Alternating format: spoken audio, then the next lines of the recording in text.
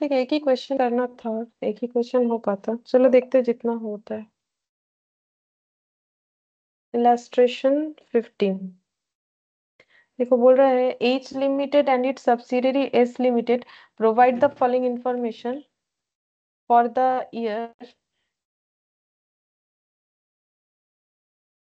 For the year ended 31 March. तो यहाँ पर सेल्स एंड इनकम ये दिया, increase in inventory, closing less opening, ठीक है।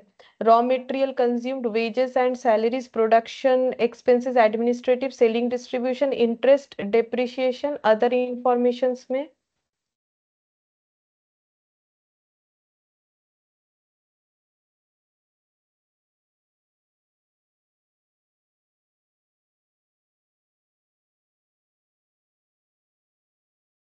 अच्छा, अदर इंफॉर्मेशंस में H limited sold goods to S limited for 120 lakh at cost plus 20%। मतलब एस एच लिमिटेड होल्डिंग ने सब्सिडियरी को 120 लाख का कुछ बेचा था, जो कि 20% प्रॉफिट लगा के कॉस्ट के ऊपर। Inventory of S limited include such goods valuing 24 lakh. मतलब अगर एस लिमिटेड के पास 24 लाख का वो स्टॉक पड़ा हुआ है जो उसने एच लिमिटेड से परचेस किया था, तो इसमें कितना प्रॉफिट इंक्लूडेड है ये पता चल गया होगा। कितना बोला है कि कॉस्ट के ऊपर 20%, तो कॉस्ट अगर 100 है तो प्रॉफिट 20, यानी कि टोटल 120 हो रहा है, ठीक है। तो 120 क्या हो गया, सेलिंग प्राइस, ठीक है। तो 120 में अगर प्रॉफिट 20 इंक्लूडेड है तो वन में कितना होगा, 20/120, तो 24 लाख में कितना प्रॉफिट इंक्लूडेड है वो निकालना पड़ेगा। तो हमें पता चल जाएगा कि प्रॉफिट, अनरियलाइज्ड प्रॉफिट कितना है। अनरियलाइज्ड क्यों, क्योंकि वो स्टॉक बिका नहीं, अगर बिक जाता तो वो प्रॉफिट तो रिकवर हो जाता। प्रॉफिट जो है रिकवर हुआ नहीं, ये पड़ा हुआ है स्टॉक, प्रॉफिट लगा हुआ, ठीक है। तो हमें क्या करना पड़ेगा, प्रॉफिट को एलिमिनेट करना पड़ेगा, क्योंकि हम लोग अपने बैलेंस शीट में स्टॉक को थोड़ी ना प्रॉफिट लगा के दिखा सकते हैं, क्योंकि अब एस लिमिटेड का स्टॉक भी एच लिमिटेड का ही हो गया। Administrative expenses of S limited includes 5 lakh paid to H limited. बोल रहा है एडमिनिस्ट्रेटिव एक्सपेंसेस जो दिख रहा है 5 लाख जो है उसमें से पे करना पड़ेगा एच लिमिटेड एज कंसल्टेंसी फी। तो ये देखो इनमें, ये जो है म्यूचुअल जो है म्यूचुअल एक्सपेंसेस हो गया। एडमिनिस्ट्रेटिव एक्सपेंसेस जो एस लिमिटेड का है उसमें 5 लाख एच लिमिटेड को पे करना है, और एज कंसल्टेंसी फीस। मतलब एस लिमिटेड ने एच लिमिटेड से कोई कंसल्टेंसी लिया होगा और बोला था कि उसके लिए हम 5 लाख पे कर देंगे, ठीक है।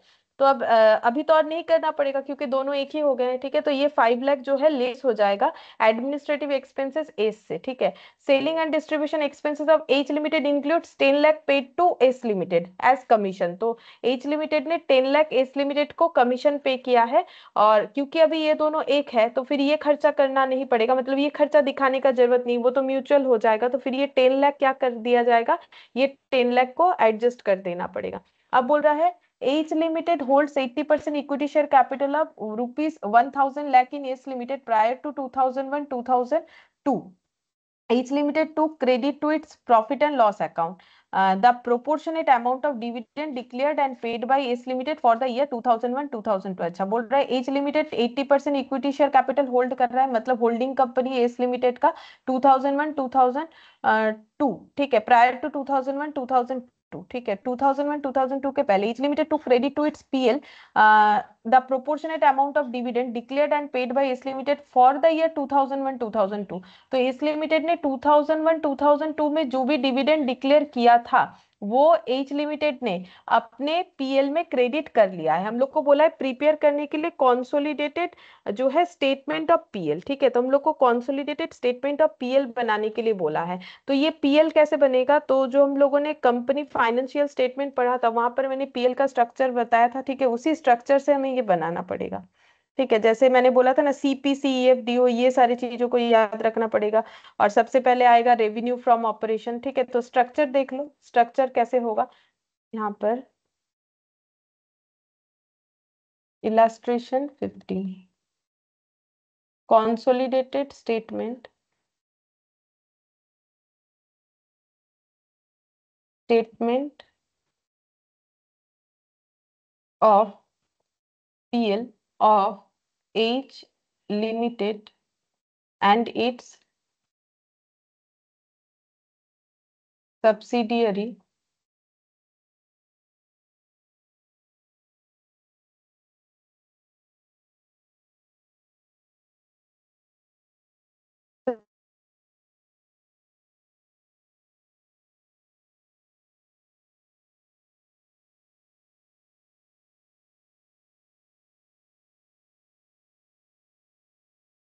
For the year ended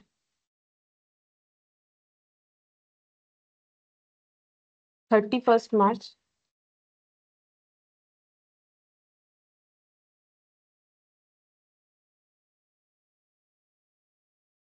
2003. Particulars, note number, amount in lakh. ठीक है, सभी लैक्स में दिए हुए हैं। तो सबसे पहले आता है revenue from operations. Revenue from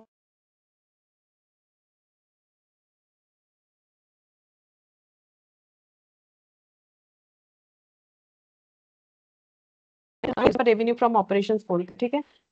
other income भी होता है, लेकिन मुझे तो यहाँ कोई अदर इनकम फिलहाल तो दिख नहीं रहा है, ठीक है। तो हम इसको रेवेन्यू फ्रॉम ऑपरेशन ही रख देते हैं। उसके बाद आ जाएगा यहाँ पर, लिख देते हैं अदर इनकम। हुआ तो ठीक, नहीं हुआ तो हटा देंगे, ठीक है। अदर इनकम, नोट्स नंबर बाद में लगा देंगे। ये दोनों टोटल करने से आएगा टोटल इनकम। Total income. फिर यहाँ पर एक्सपेंसेस। एक्सपेंसेस को कैसे लिखना चाहिए? CPC EFDO, CPC EFDO, ये मैंने सिखाया था, ठीक है। DO। अब इसमें से जो होगा वो लिखेंगे, जो नहीं होगा। ये C का मतलब हो गया cost of material consumed.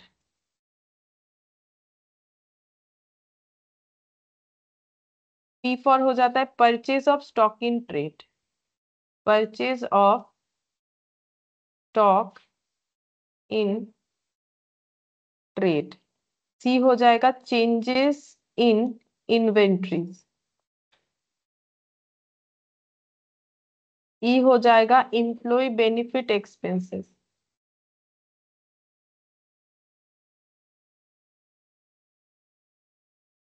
F हो जाएगा फाइनेंस कॉस्ट। अच्छा, इसके बाद ये वाला डी फॉर हो जाता है depreciation and amortisation. Other expenses.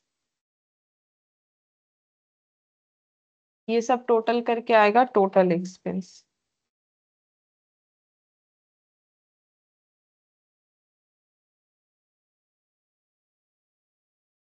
Next आ जाएगा प्रॉफिट बिफोर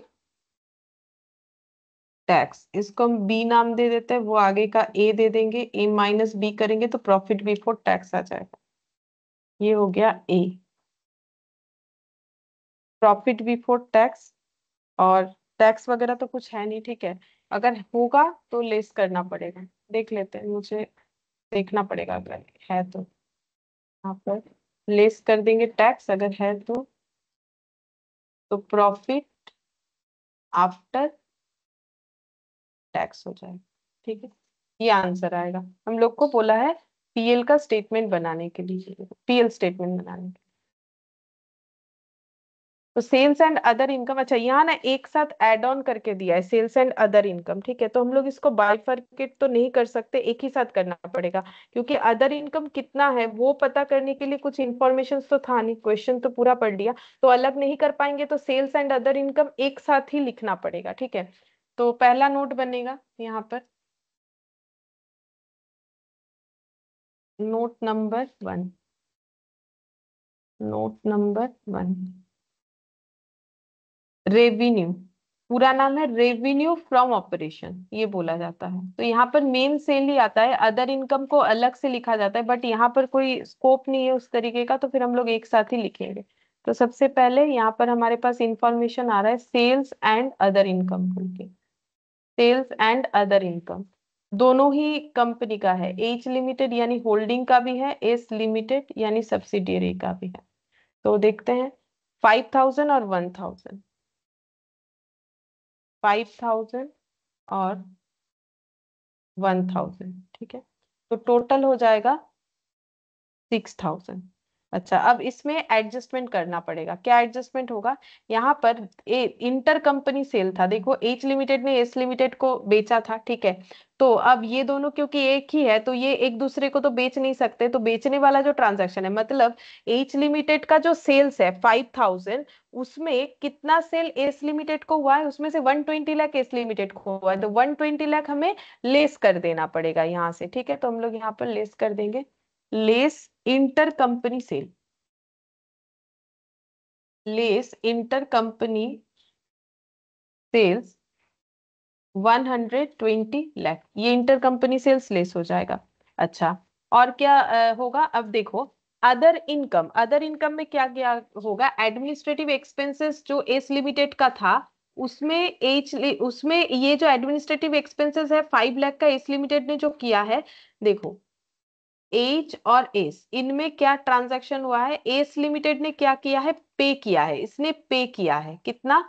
5 लाख। किसको? एच लिमिटेड को। क्यों? Administrative income. तो एच लिमिटेड का जो अदर इनकम है उसमें जो 5 लाख दिख रहा है वो एस लिमिटेड से अर्न किया हुआ दिख रहा है, और सेलिंग डिस्ट्रीब्यूशन जो एक्सपेंसेस है एच लिमिटेड का, एच लिमिटेड ने सेलिंग डिस्ट्रीब्यूशन खर्चा जो हुआ है वो एस लिमिटेड को ने पे किया 10 लाख का, ठीक है। क्यों? क्योंकि वो खर्चा जो सेलिंग डिस्ट्रीब्यूशन का वो काम एस लिमिटेड ने उसको करके दिया होगा, तो इसलिए एच लिमिटेड ने एस लिमिटेड को सेलिंग डिस्ट्रीब्यूशन का पे किया है, ठीक है। कितना पे किया है? 10 लाख पे किया है। तो अब ये जो एस लिमिटेड का अदर इनकम है उसमें 10 लाख एच लिमिटेड से अर्न किया गया दिख रहा होगा, तो ये क्योंकि अब ये दोनों कंपनी मिलके एक हो जा रहे हैं, तो ये जो अदर इनकम जो दिख रहा है 5 लाख और 10 लाख, ये दोनों हमें लेस करना पड़ेगा। 5 लाख कहाँ से लेस होगा? एच लिमिटेड के अदर इनकम से, और 10 लाख कहाँ से लेस होगा? एस लिमिटेड के अदर इनकम से। लेकिन हमारे पास कोई बाइफर्केशन नहीं है, तो हम लोग सीधा सीधा टोटल में माइनस करके दिखा देंगे, ठीक है। ये देखो, यहाँ पर लेस करेंगे consultancy fees, consultancy fees received by H limited from S limited. Consultancy fees था 5 लाख, और एक था सेलिंग डिस्ट्रीब्यूशन, वो कमीशन वाला। सेलिंग डिस्ट्रीब्यूशन में कमीशन है, ठीक है। सेलिंग डिस्ट्रीब्यूशन हेडिंग है, उसके अंडर कौन सा था? Commission. Commission received by S limited from H limited. मैंने बोला ना कहाँ से लेस होगा? जिनका इनकम है उससे लेस हो जाएगा। तो देखो, ये कमीशन रिसिप्ट, कमीशन जो है इस लिमिटेड ने अर्न किया था तो उसके इनकम से ये लेस होगा, और एच लिमिटेड ने कंसल्टेंसी फीस अर्न किया था तो वो उसके वहां से लेस हो जाएगा, ठीक है। अब देखते हैं, और तो कुछ यहाँ पर एडजस्टमेंट है नहीं, तो 6,000 से माइनस हो जाएगा 125 और 10। 6,000 माइनस 135, तो ये हो गया 5,865। 5,865, ठीक है। ये हम लोग का हो जाएगा रेवेन्यू फ्रॉम ऑपरेशन और अदर इनकम, ठीक है। ये अदर इनकम बोल के पॉइंट आएगा नहीं, ये 5,865 यहीं पर आ जाएगा, ठीक है। और ये अदर इनकम नहीं आएगा, ये पॉइंट लिखना ही यहाँ पर बेकार है, क्योंकि ये वाला जो है यहाँ पर एडजस्ट ही नहीं होता है, क्योंकि अदर इनकम इसी के अंदर दे दिया है, ठीक है। तो ये जो है हम यहाँ से हटाते हैं, तो ये टोटल हम लोग का हो जाएगा 5,865, ठीक है। अब नेक्स्ट हमें देखना है कि कॉस्ट ऑफ मटेरियल कंज्यूम्ड वगैरह कुछ है भी कि नहीं है, देखते हैं। इंक्रीज इन इन्वेंट्री दिया है, रॉ मटेरियल ये रहा, रॉ मटेरियल कंज्यूम्ड दिया है 800 और 200, ठीक है। तो इसमें कोई एडजस्टमेंट होगा कि नहीं वो देखना पड़ेगा। एडजस्टमेंट होगा, अगर कोई इंटर सेल परचेस है तो एडजस्टमेंट तो होगा, ठीक है। तो यहाँ पर लिखते हैं नोट नंबर 2,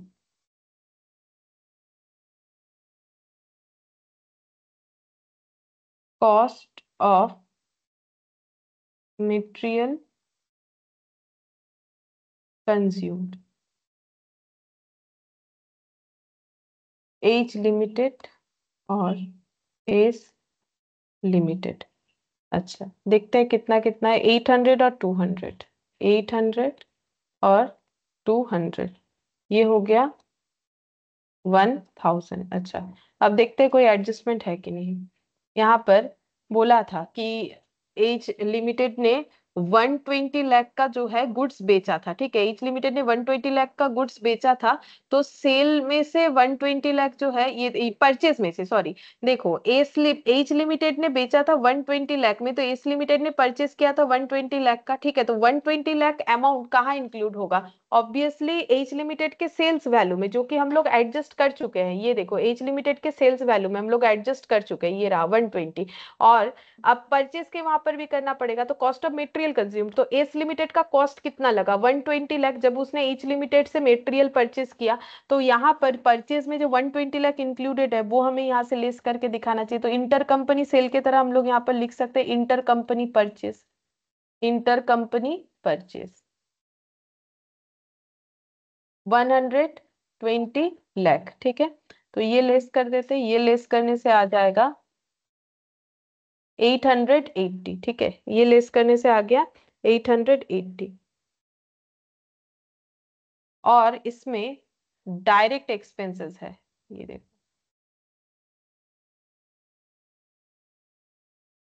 ये वाला एडमिनिस्ट्रेटिव एक्सपेंस, ठीक है, ये हम लोग अदर अदर एक्सपेंसेस में दे सकते हैं, ठीक है। तो इसको हम यहाँ पर लिखते हैं, ये चाहो तो अदर एक्सपेंसेस में भी दे सकते हैं, ये यहाँ पर 880 लिख देते हैं। कॉस्ट ऑफ मटेरियल कंज्यूम्ड ये हो गया 880, ठीक है। अब purchase of stock in trade, purchase of stock in trade वाला पॉइंट नहीं आएगा, क्योंकि ये लोग तो मैन्युफैक्चरर है, तो ये स्टॉक तो परचेज नहीं करते होंगे, ठीक है। ये ट्रेडर होने से तब आता है, ये मैंने वहां पर एक्सप्लेन किया जहां पर हम लोगों ने कंपनी फाइनेंशियल स्टेटमेंट पढ़ा था। चेंजेस इन इन्वेंट्री, तो चेंजेस इन इन्वेंट्री ये देखो, इंक्रीज इन इन्वेंट्री ये दिया हुआ है, मतलब क्लोजिंग माइनस ओपनिंग करना पड़ता है, जो कि इन्होंने करके दे रखा है, तो 1000 और 200 ये दे रखा है। लेकिन इसमें भी हमें थोड़ा एडजस्टमेंट करना पड़ेगा, तो वो भी कर लेंगे, ठीक है। देखो क्या एडजस्टमेंट होगा, वो स्टॉक का एडजस्टमेंट बताते हैं कैसे होगा। Third number point, note number 3,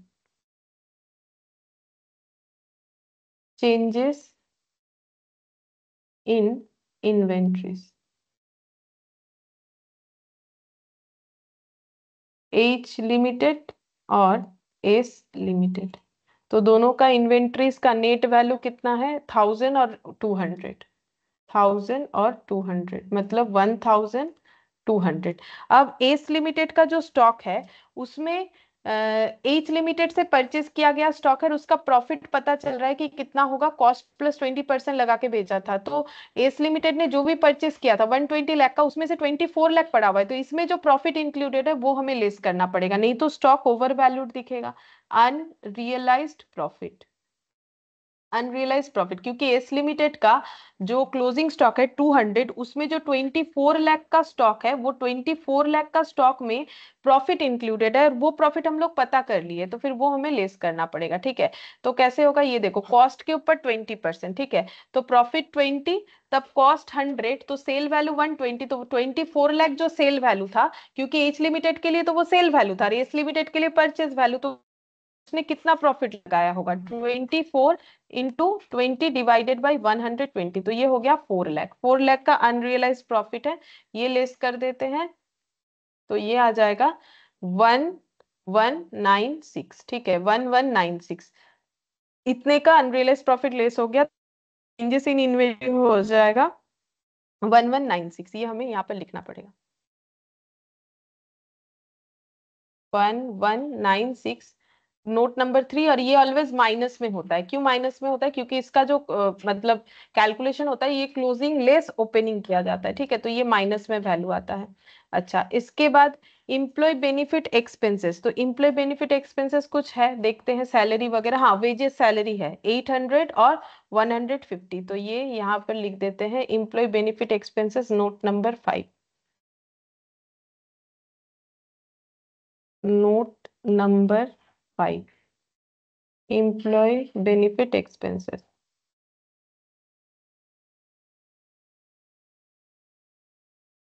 note number A 4 अच्छा, नोट नंबर 4, एच लिमिटेड और एस लिमिटेड। अच्छा, देखते हैं कितना है, 800 और 150, 800 और 150, तो ये हो गया 950, और इसमें कोई एडजस्टमेंट नहीं था कि कोई आउटस्टैंडिंग है, कुछ भी है, ऐसा तो कुछ था नहीं, नहीं कुछ नहीं था, ठीक है, तो ये हो जाएगा 950। Note number 4।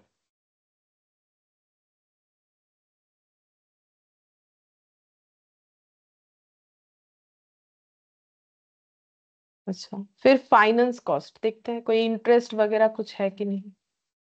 हाँ है, 100 और 50, 150, ठीक है। इंटरेस्ट ये 150 हो जाएगा, इसमें भी कोई एडजस्टमेंट नहीं था, तो नोट नंबर 5।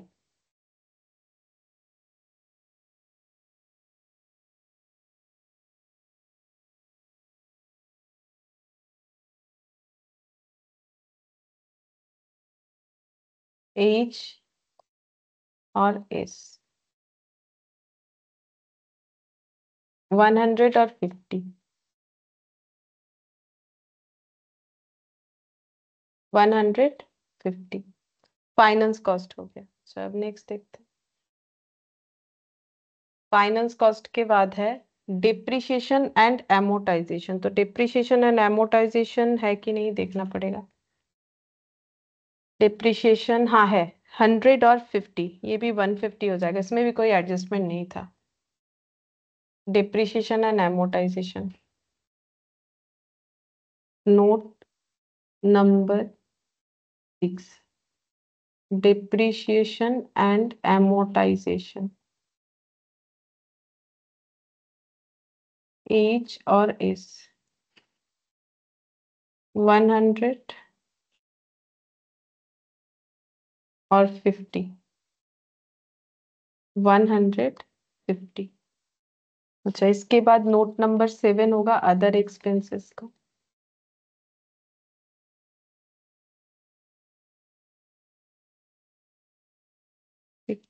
अदर एक्सपेंसेस में जो कहीं नहीं आता है वो अदर एक्सपेंसेस में आएगा, देखते हैं क्या क्या आएगा। अच्छा, sales increase, raw material, wages, production expenses, 200 और 100। प्रोडक्शन एक्सपेंस, ये रॉ मटेरियल कंज्यूम में भी लिखा जा सकता है, यहाँ पर भी लिखा जा सकता है। प्रोडक्शन एक्सपेंसेस एज लिमिटेड और एज लिमिटेड, 200 और 100, 200 और 100, ये हो गया 300। अच्छा, प्रोडक्शन एक्सपेंसेस के बाद और क्या आएगा। Other administrative expenses, administrative, administrative expense, H limited और एस लिमिटेड।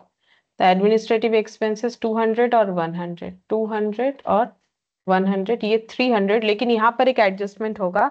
एडमिनिस्ट्रेटिव एक्सपेंसेस जो एस लिमिटेड का था उसमें कंसल्टेंसी फीस इंक्लूडेड था। Administrative expenses of S limited include 5 lakh paid to, अब ये दोनों जगह से आउट करना पड़ेगा, जिसका इनकम था वहां से भी आउट होगा, तो वो तो हम लोगों ने इनकम में दिखाया। जब हम लोगों ने रेवेन्यू फ्रॉम ऑपरेशन दिखाया तो ये एच लिमिटेड का अर्निंग था, तो वहां से लेस होना चाहिए था। अब जब एक्सपेंसेस दिखा रहे तो एस लिमिटेड का एक्सपेंसेस है तो वहां से लेस होगा, मतलब 5 लाख का ट्रांजैक्शन और दिखाने का जरूरत ही नहीं है। जब सेम ही पर्सन बन चुके हैं, सेम ही बन चुके हैं, तो फिर दिखा के क्या फायदा।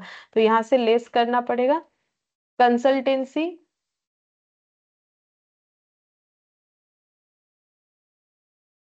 फीस पेड बाय, ये एक्सपेंसेस लेस हो रहा है, paid by S limited to H limited, तो उधर से भी लेस हो जाएगा ना। ये 5 लाख किसी का अर्निंग दिखेगा ना, ये 5 लाख किसी का एक्सपेंसेस दिखना चाहिए, ठीक है। तो ये लेस हो जाएगा, लेस होने से यहाँ पर हो गया 295, ठीक है।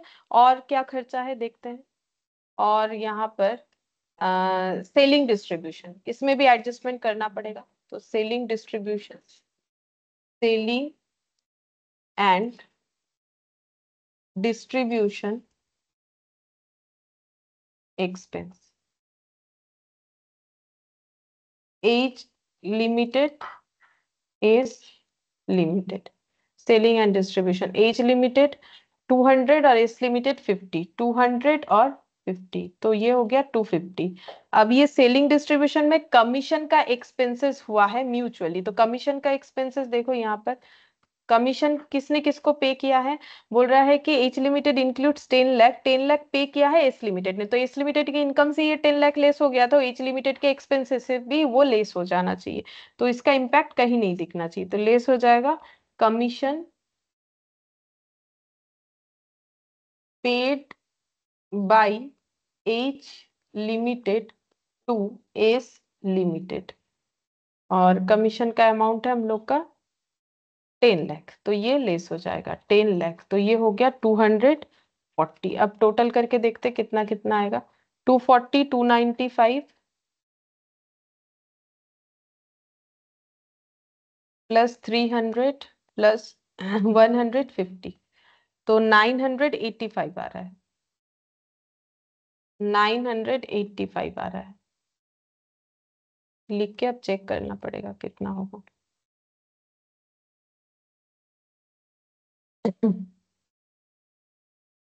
985 प्लस 150 प्लस 150 अगेन, फिर 950, फिर 880 माइनस 1196, 19, ये आ रहा है 1919। अच्छा 1196, 950, 150, 150, 985, और एक बार करते हैं। 880 माइनस 1196 प्लस 950 प्लस 150 प्लस 150, 1919 आ रहा है। अच्छा मैम अदर एक्सपेंसेस में तो 835 होना चाहिए। अदर एक्सपेंसेस, अच्छा मेरा गलत हो गया क्या? या फिर मैंने अच्छा ये गलत हो गया है कैलकुलेशन, चेक कर लेते हैं। हाँ इतना ज्यादा कैसे होगा, 150, 300,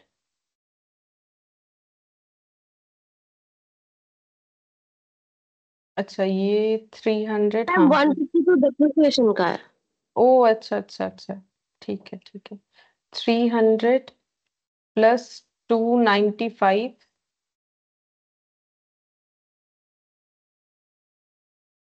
प्लस 240, अच्छा क्या आ रहा है मेरा बार बार।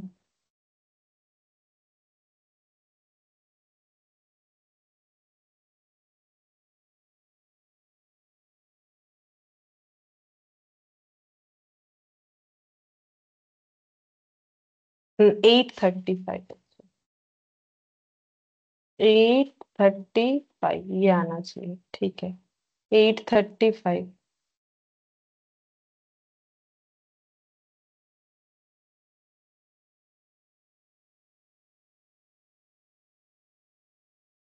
835 प्लस 150 प्लस 150, इधर भी एक 150 था, प्लस 950 प्लस 880 माइनस 1196, 1769, हाँ अब ठीक हुआ है। 1769, 1769, और ये माइनस 5865, 4096 प्रॉफिट बिफोर टैक्स आ गया। 4096, टैक्स कुछ नहीं था तो प्रॉफिट आफ्टर टैक्स भी हो जाएगा 4096। ठीक है, तो बस ये रेवेन्यू फ्रॉम, ये हमें जो पीएल स्टेटमेंट बनाने बोला था उसमें बस यही सारा चीज आने वाला है। ये नीचे वाला पॉइंट जो है ये यहाँ पर आएगा नहीं, जो डिविडेंड देने वाला बात है, ठीक है। वो इसके बाद अगर हम लोग दिखाएंगे तो मतलब ये as limited to credit to इस PL account the proportionate amount of, क्योंकि ये 2001-2 का डिक्लेयर्ड डिविडेंड है, ठीक है। वो तो मतलब प्री एक्विजिशन वाला हो जाएगा, तो ये तो कॉस्ट से लेस होगा, तो ये यहाँ पर प्रॉफिट एंड लॉस अकाउंट में तो इसका इम्पैक्ट नहीं आएगा, तो स्टेटमेंट ऑफ पीएल में इसका इम्पैक्ट इसीलिए नहीं आएगा, ठीक है, क्योंकि वो प्री पीरियड का हो गया। बस इतना ही बनेगा, हाँ इतना ही बनेगा और इसमें कुछ नहीं बनेगा। ठीक है, फिर आज इतना ही करते हैं, बाकी इसमें जो बचा हुआ है वो नेक्स्ट क्लास में करेंगे। तुम लोग अब ट्राई करके देख सकते हो, क्योंकि मेन मेन जो कंसेप्ट है वो हम लोग कर चुके हैं। बाकी जो क्वेश्चन है या तो सेम टाइप ऑफ होगा या फिर थोड़ा इधर उधर हो सकता है। ठीक है, फिर आज इतना ही करते हैं।